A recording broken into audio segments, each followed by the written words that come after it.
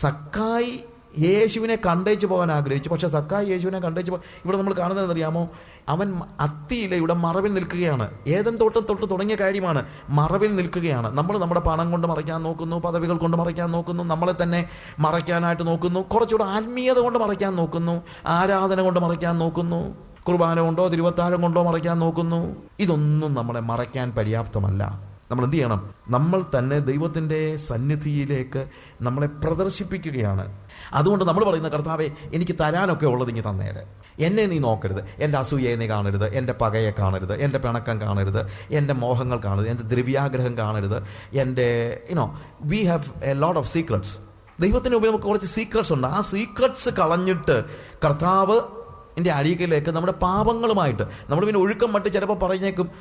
നമ്മൾ പറയും, ഞങ്ങളുടെ കടക്കാരോട് ഞങ്ങൾ ക്ഷമിച്ചിരിക്കും, ഞങ്ങളുടെ പാപങ്ങൾ ഞങ്ങളോട് ക്ഷമിക്കണം എന്ന് പറഞ്ഞിരിക്കും. ചിലപ്പോൾ വൈകുന്നേരം പറയും, കർത്താവ് ഇന്ന് ഒത്തിരി പാപം ചെയ്തു, നീ അങ്ങ് ക്ഷമിച്ചാൽ നാളെ ഇത് തന്നെ ചെയ്യാനാ. എന്നിട്ട് പറയും, ഇനി നാളെ ഞാൻ അറിയാതെ ചെയ്യണ്ടെന്നാണ് എൻ്റെ ആഗ്രഹം, പക്ഷേ എനിക്കറിയാൻ ചെയ്യുമെന്ന്. പിന്നെ നാളെ വൈകിട്ട് വന്ന് ക്ഷമ പറഞ്ഞേക്കാം. ഇങ്ങനെയുള്ള ഒരു ലൈഫല്ല ദൈവം ആഗ്രഹിക്കുന്നത്. ഒരു ടോട്ടലായിട്ടുള്ള ഒരു ചേഞ്ചാണ്. എൻ്റെ കാര്യം നീ നോക്കിക്കോ, എന്നെ നീ നോക്കരുത് എന്ന് പറയുന്ന ആത്മീയത വേദപുസ്തകത്തിൻ്റെ ആത്മീയതയല്ല. വേദപുസ്തകത്തിലെ ദൈവം നമ്മുടെ കാര്യം നോക്കുന്ന ദൈവം മാത്രമല്ല, നമ്മളെയും നോക്കുന്ന ദൈവമാണ്. നമ്മുടെ ജീവിതത്തിലേക്ക് ഇറങ്ങി വരുന്നവനായ ദൈവമാണ്. എന്താ സംഭവിക്കുന്നത്? സക്കായി അത്തിയുടെ മുകളിലിരിക്കുകയാണ്. അവൻ പ്രതീക്ഷിച്ചിരിക്കാത്ത, നനച്ചിരിക്കാത്ത സമയത്ത്, അവൻ ഒളിച്ചിരിക്കുന്ന സമയത്ത് ആ അത്തിയുടെ നേരെ കീഴിൽ വന്നിട്ട് കർത്താവ് മുകളിലേക്ക് നോക്കിയൊരു ഒറ്റ വിളിയാണ്. എന്താണ്? സക്കായിയെ. അവൻ എൻ്റെ അത്ഭുതം എന്നാന്ന് ചോദിച്ചു കഴിഞ്ഞാൽ, ഇത് കേട്ട് കഴിഞ്ഞിട്ട് ഇവൻ എന്താ പിടച്ച് താഴെ വീഴാൻ ഞാൻ എന്നുള്ളതാണ്. കാര്യം ഇവൻ വിരണ്ടു പോയി കാണും. ഒരിക്കലും അവൻ പ്രതീക്ഷിച്ചില്ല. കാര്യം ഇവൻ്റെ പേര് പോലും, തിങ്ക് അബൌട്ട് ഇറ്റ്, അവൻ്റെ പേര് പോലും, നീ ഇറങ്ങി വാ, നീ വേഗം ഇറങ്ങി വാ, ഇന്ന് ഞാൻ നിൻ്റെ വീട്ടിൽ പാർക്കേണ്ടതാകുന്നു. അപ്പോൾ നമ്മൾ ചിന്തിക്കുന്നത് പോലെ നമുക്ക് നമ്മുടെ പാപങ്ങളെ ഒരു അത്തിയിലയിലും ഒളിച്ചു വെക്കാൻ കഴിയത്തില്ല. ദൈവത്തിൻ്റെ കണ്ണുകൾ തീഷ്ണതയുള്ള കണ്ണുകളാണ്. യേശുവിൻ്റെ കണ്ണുകൾ തീഷ്ണതയുള്ള കണ്ണുകളാണ്. ഇന്ന് രാത്രിയിൽ തീഷ്ണതയുള്ള യേശുവിൻ്റെ കണ്ണുകൾ നിങ്ങളുടെ സകല പാപങ്ങളെയും കാണുന്നുണ്ട്. തീഷ്ണതയുള്ള യേശുവിൻ്റെ കണ്ണുകൾ നിങ്ങളുടെ സകല ദുഷ്ടതയെയും, ഹൃദയത്തിൻ്റെ ഉള്ളിൽ നിങ്ങൾ ഒളിച്ചു വെച്ചിരിക്കുന്ന മോഹങ്ങളെയും ഇഷ്ടങ്ങളെയും, പാപത്തിന് വേണ്ടി നിങ്ങൾ പ്ലാൻ ചെയ്ത് വെച്ചിരിക്കുന്ന, പല സമയത്തും നമ്മൾ പ്ലാൻഡാണ്. അല്ലാതെ നമ്മൾ ഉദ്ദേശിക്കുന്ന പോലെ, നമ്മൾക്ക് പറയുന്ന പോലെ എപ്പോഴും ഞാൻ പാപത്തിൽ അങ്ങ് വീഴ് കാണുന്നൊന്നുമല്ല. നമ്മൾ എത്രമാത്രം പ്ലാൻഡാണ്. നമ്മൾ ഓരോ കാര്യം ചെയ്യാനും വളരെ പ്ലാൻഡായിട്ട്. ഇന്ന് ഞാൻ പറയട്ടെ, നിങ്ങളുടെ സകല ദുഷ്ട പ്ലാനുകളും യേശുവിൻ്റെ തീഷ്ണതയുള്ള കണ്ണുകൾ ഇന്ന് രാത്രിയിൽ കാണുന്നുണ്ട്. സക്കായിയെ ഇറങ്ങി വാ എന്നാണ് വേദപുസ്തകത്തിൽ എഴുതിയിരിക്കുന്നത്. ഞാൻ എപ്പോഴും വേദപുസ്തകം വായിക്കുമ്പോൾ അത് ഏറ്റവും നമ്മുടെ ഈ കാലയളവിനനുസരിച്ച് ഞാൻ പറയാറുണ്ട്. ഞാൻ പറയട്ടെ, നിങ്ങളുടെ പേരെന്താണോ അതേ പേര് വിളിച്ചുകൊണ്ട്, നിങ്ങൾ മാത്യു ആണെങ്കിൽ മാത്യു, സാജു ആണെങ്കിൽ സാജു, റോയി ആണെങ്കിൽ റോയി, രാജു ആണെങ്കിൽ രാജു, രാജു, റോയി എന്നൊക്കെ വിളിക്കുന്ന ശബ്ദം നിങ്ങളൊന്ന് കേൾക്കണം. അങ്ങനെ പേര് വിളിച്ച് പറയുന്നുണ്ട്. എന്താ പറയുന്നത്? നീ ഇറങ്ങി വാ, കം ഡൗൺ, വേഗത്തിൽ ഇറങ്ങി വാ. ഇറങ്ങി വാ എന്ന് പറഞ്ഞാൽ എന്താണ്? ഞാൻ എന്തുകൊണ്ട് ഇറങ്ങി വരണം? ഞാൻ ഇന്ന് നിന്റെ വീട്ടിൽ പാർക്കേണ്ടതാകുന്നു. ഞാൻ ഇന്ന് നിന്റെ വീട്ടിൽ പാർക്കേണ്ടതാകുന്നു. നോക്ക്, യേശുവിനെ ഒന്ന് കാണാനുള്ള മോഹത്തോടു കൂടെയാണ് സക്കായി പോയത്. പക്ഷേ യേശു പറയുന്നത്, നീ എന്നെ കണ്ടേച്ച് പോകാമെന്നല്ല ചിന്തിച്ചത്, പക്ഷേ ഞാനതല്ല ചെയ്യാൻ ഉദ്ദേശിക്കുന്നത്. ഞാൻ നിന്റെ കൂടെ നിന്റെ വീട്ടിലോട്ട് വരികയാണെന്നാ. ഇത് പല ആളുകൾക്കും ഇഷ്ടമുള്ള കാര്യമല്ല. എല്ലാവരും പറയുന്നത്, യേശുവേ ഞാൻ അങ്ങോട്ട് വന്ന് കണ്ടോളാമെന്നാണ്. കാര്യം നമ്മുടെ വീട്ടിലോട്ട് യേശു വന്നാൽ നമുക്ക് ഭയങ്കര ഗതികളായിരിക്കും അല്ലേ? അതൊരു വലിയൊരു പ്രശ്നമാണ്. നമ്മുടെ വീട്ടിലേക്ക് യേശു കയറി വന്നു കഴിഞ്ഞാൽ എന്തായിരിക്കും സ്റ്റേജ്? പ്രത്യേകിച്ചും പറയാതെ കയറി വന്നാൽ. ഒന്നാമത്തെ പ്രശ്നം, ബെല്ലടിക്കുകയാണെങ്കിൽ തന്നെ നമുക്ക് പീപ്പ് ഹാളിലൂടെ നമുക്കൊന്ന് നോക്കാമെന്ന് പറയാം. പക്ഷേ യേശു പൊയ്ക്കപ്പോഴും ബെല്ലടിച്ചൊന്നുമല്ല കയറി വരുന്നത്. അതാണ് ഇന്നത്തെ പ്രശ്നം. യേശു കയറി വരുമ്പോൾ, നമ്മളോട് പറയാതെ യേശു കയറി വരുമ്പോൾ, പെട്ടെന്ന് നമ്മുടെ ടെലിവിഷനിൽ ഏത് ഷോയാണ് നമ്മൾ കണ്ടുകൊണ്ടിരിക്കുന്നതെന്ന് നമ്മളൊന്ന് ആലോചിച്ച് നോക്കി. നമ്മുടെ മേശപ്പുറത്ത് കിടക്കുന്ന പത്രങ്ങളും മാസികകളും ഒക്കെ ഏതൊക്കെ മാസികളാണെന്നൊന്ന് ആലോചിച്ച് നോക്കി. അന്നേരമാണ് അകത്തിരുന്ന് ചെറുക്കൻ ബോളിവുഡ് സിനിമയിലെ ഏറ്റവും ലേറ്റസ്റ്റ് ഹിന്ദി പാട്ടും പാടി ആടിപ്പാടി നടക്കുന്നത്. അപ്പോൾ അത് യേശു കേൾക്കുന്നൊന്ന് ആലോചിച്ച് നോക്കി. അങ്ങനെ ഇരിക്കുമ്പോഴാണ് ഈ നമ്മൾ ചിലപ്പോൾ വീടുകളൊക്കെ നമ്മൾ എഴുതി വെച്ചിട്ടുണ്ടോ, അവൻ ഞങ്ങളുടെ വീട്ടിലെ അദൃശ്യനായ അതിഥിയാണെന്ന്. ഒരു കാര്യം ഞാൻ പറയാം, Jesus is not a guest. അതിഥിയാണെങ്കിൽ അവൻ ചിലപ്പം നമ്മൾ ചിന്തിക്കുന്നത് യേശു അതിഥിയാണെന്ന്. യേശു അതിഥിയൊന്നുമല്ല. ഞാൻ ഇന്നതിൻ്റെ വീട്ടിൽ പാർക്കേണ്ടതാകുന്ന പറഞ്ഞിരിക്കുന്നത്. അല്ലാതെ വന്നേച്ചെങ്കിൽ പോലും അല്ല. Is going to stay there. അവൻ പാർക്കുകയാണെങ്കിലുള്ള പ്രശ്നം, അവനെ നമ്മളിപ്പോൾ ഒരു അതിഥി വന്നു കഴിഞ്ഞാൽ, ഇപ്പം ഈ സുനിൻ്റെ വീട്ടിലോട്ട് ഞാൻ കയറി ചെന്ന് കഴിഞ്ഞാൽ ഞാൻ ഉടനെ അവിടെ അടുക്കളയിലോട്ടൊന്നും കയറി ചെല്ലുന്നില്ല. പക്ഷേ യേശുവിൻ്റെ കാര്യത്തിൽ അങ്ങനല്ല. യേശു ഈ ഒരു ഔചിത്യബോധമില്ലാത്ത ആളാണ് ശരിക്കും പറഞ്ഞാൽ. അവൻ എന്ത് ചെയ്യും? അവൻ എല്ലാ റൂമിലേക്കും കയറി വന്നിരിക്കും. അങ്ങനെ ഇരിക്കുമ്പോഴാണ് നിങ്ങളുടെ പിള്ളേരുടെ സ്റ്റഡി റൂമിലേക്ക് കയറി വരുന്നത്. അപ്പോൾ കമ്പ്യൂട്ടറിനകത്ത് അവൻ കണ്ടുകൊണ്ടിരുന്ന സൈറ്റ് അവൻ ഹിസ്റ്ററി വായിച്ച് കളഞ്ഞു കാണുമായിരിക്കും. അതുകൊണ്ടാണല്ലോ പിള്ളേർക്ക് രക്ഷപ്പെടുന്നത്. പക്ഷേ കർത്താവ് ഹിസ്റ്ററി ചകഞ്ഞെടുക്കുന്നത് നിങ്ങൾക്ക് മനസ്സിലാക്കാൻ പറ്റും. ഒന്ന് ആലോചിച്ച് നോക്കിയേ, നിങ്ങൾ നേരത്തെ വിസിറ്റ് ചെയ്ത സൈറ്റ് എന്താണ് എന്നുള്ളത് കർത്താവ് കാണുന്നതൊന്ന് ആലോചിച്ച് നോക്കിയേ. നിങ്ങളുടെ ഫ്രിഡ്ജ് തുറന്ന് നോക്കിക്കഴിഞ്ഞാലോ, അതൊക്കെയാണ് പ്രശ്നം. കർത്താവ് നേരെ വന്ന് ചിലപ്പോൾ ഫ്രിഡ്ജ് തുറന്ന് നോക്കിയേക്കും, അപ്പോൾ അതിനകത്ത് എന്താണ് ഇരിക്കുന്നതെന്നുള്ളത് കർത്താവ് കണ്ടെന്നിരിക്കും. ഇത് തന്നെയല്ല, സക്കായിയുടെ ഭാര്യ ചിലപ്പം അടുക്കള വേലക്കാരോട് വഴക്കുണ്ടാക്കിക്കൊണ്ടിരിക്കുകയായിരിക്കും. കയറി വരുമ്പോഴത്തേക്ക് നേരത്തെ പറയാൻ പറ്റുന്നില്ല. യേശു കയറി വരുമ്പോഴത്തേക്ക് അകത്ത് ഭയങ്കര വഴക്കും ബഹളവും. കർത്താവ് ചോദിക്കും, അതാരാ ബഹളം ഉണ്ടാക്കുന്നത്? ഇതൊക്കെ ആലോചിച്ചിട്ട് വേണം യേശുവിനെ വീട്ടിലേക്ക് വിളിക്കാൻ. അതുകൊണ്ട് പ്രിയമുള്ളവരെ, ഞാൻ പറയട്ടെ, യേശുവിൻ്റെ പ്രത്യേകത, അവൻ ഒരിക്കലും അവനെ നിങ്ങൾ കണ്ടേച്ച് പോകാമെന്ന് ചിന്തിക്കരുത്. ക്രൂസൈഡിൽ നിങ്ങൾ യേശുവിനെ കണ്ടേച്ച് പോവുകയാണ്.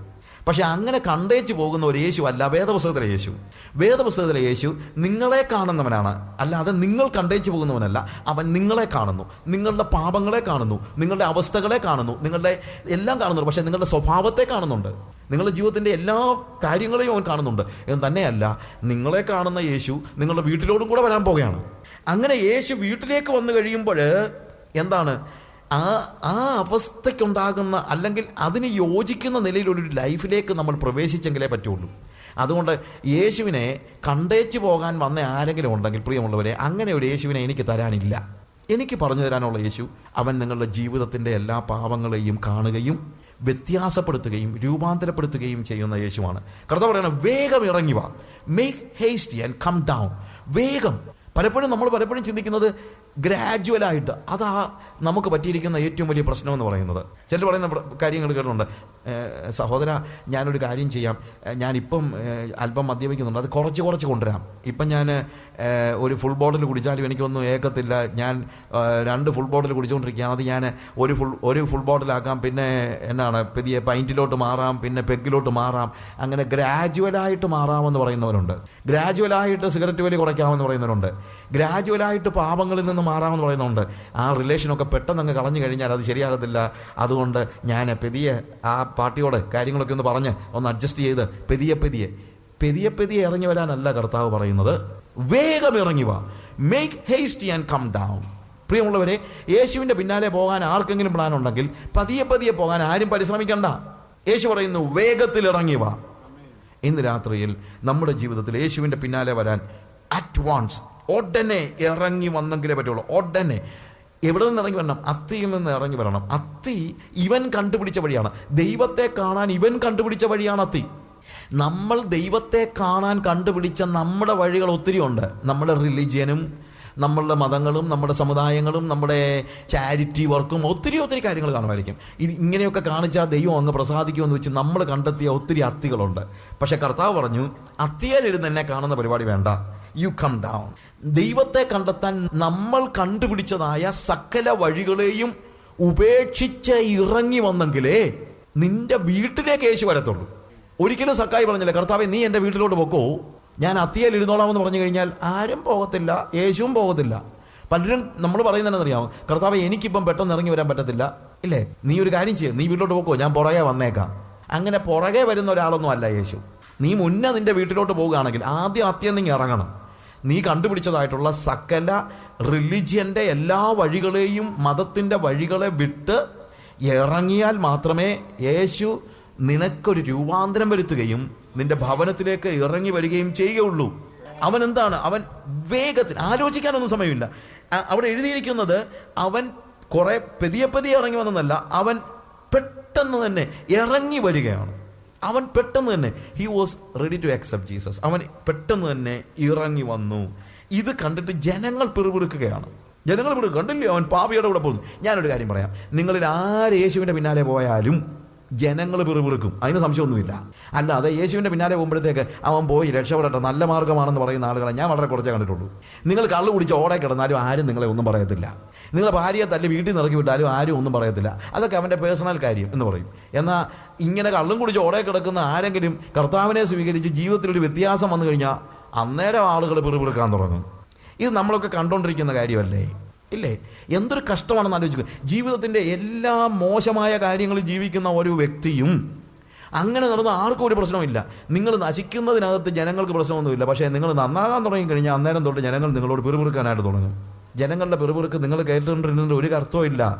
കാരണം എന്നാണ്, നഷ്ടം നിങ്ങൾക്കാണ്, അല്ലാതെ അവർക്കല്ല. നിങ്ങൾ ഈ പാത യേശുവിൻ്റെ പിന്നാലെ പോകാൻ നിങ്ങൾ പരിശ്രമിക്കുന്നില്ലെങ്കിൽ അത് നഷ്ടമുണ്ടാകാൻ നിങ്ങൾക്കാണ്. ജനങ്ങൾ പിറുപിറുത്തോട്ടെ. എന്നാൽ ഇവൻ എന്ത് ചെയ്യുന്നു? സക്കായി അതിനെക്കുറിച്ച് ഒന്നും ചിന്തിക്കുന്നില്ല. He was coming down very fast. ഇറങ്ങി, ഓട്ടനെ തന്നെ ഇറങ്ങി വന്നു ഉടനെ. എന്നിട്ട് അവൻ എന്ത് ചെയ്യാണ്? ഹി റിസീവ്ഡ് ജീസസ് ജോയ്ഫുള്ളി എഴുതിയിരിക്കുന്നത്.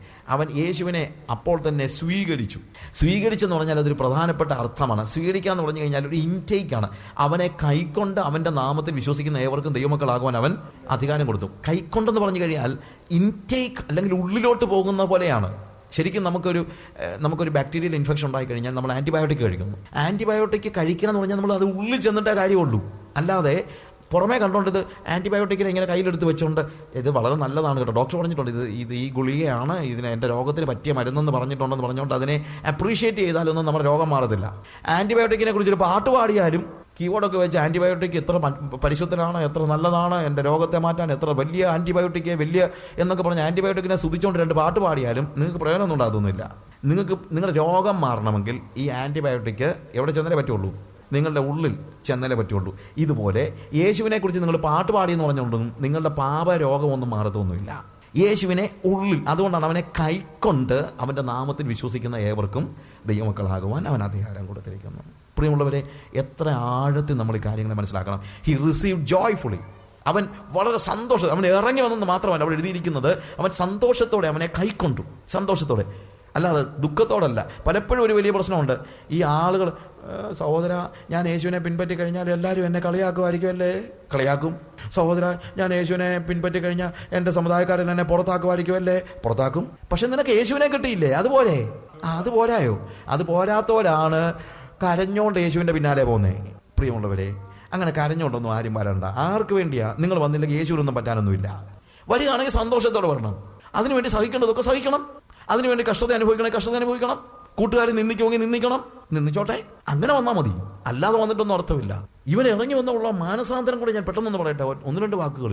എന്തൊരു വ്യത്യാസമാണ് ഇവൻ വന്നിരിക്കുന്നത്. അവൻ പറയാണ്, യേശുവേ, ഞാൻ ഒരിക്കലും പ്രതീക്ഷിച്ചില്ല നീ എന്നെ കാണുമെന്ന്. ഞാൻ നിന്നെ ഒന്ന് കണ്ടേച്ച് പോകാൻ വന്നതാ. പക്ഷേ എൻ്റെ വീട്ടിലോട്ട് നീ വരുമെന്ന് ഞാൻ ഒരിക്കലും ചിന്തിച്ചില്ല. എൻ്റെ വീട്ടിലോട്ട് വരത്തക്ക രീതിയിലുള്ള യോഗ്യത എനിക്ക് ഇപ്പോഴത്തെ സ്റ്റേജിലില്ല. പക്ഷേ നീ എനിക്കൊരു രൂപാന്തരം വരുത്താൻ ആവശ്യമുണ്ട്. യേശു അവൻ്റെ ജീവിതത്തെ രൂപാന്തരപ്പെടുത്തി കളഞ്ഞു.